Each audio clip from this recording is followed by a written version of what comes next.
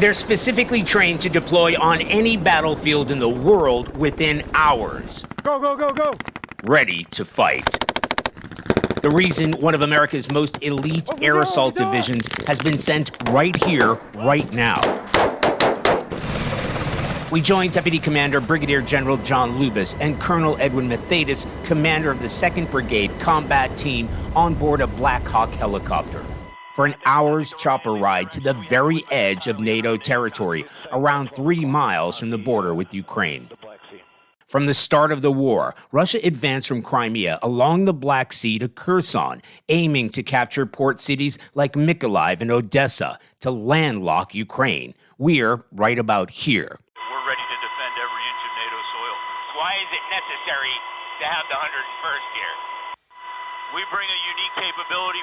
We're a light infantry force, but again, we bring that mobility through our aircraft and our air assaults. We skirt along the Black Sea coast as we head further north. We're roughly 20 miles away from Snake Island, this contentious island that's been fought over between the Ukrainians and the Russians, currently under Ukrainian control. At a forward operating site, we watched as U.S. soldiers and Romanian troops pounded targets in a joint ground and air assault. The tank rounds and artillery fire are real. So is the enemy, meant to recreate the fight against Russian forces in Ukraine. A message to Russia and NATO allies alike: we're here. The real meaning for me to have the American troops here is like if you were to have allies in Normandy before any enemy was there.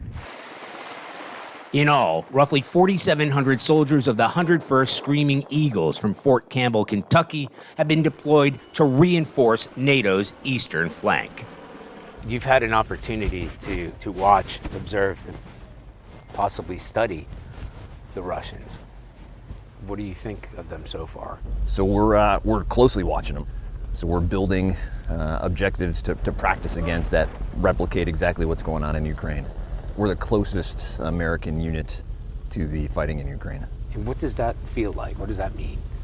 It keeps us on our toes, right? So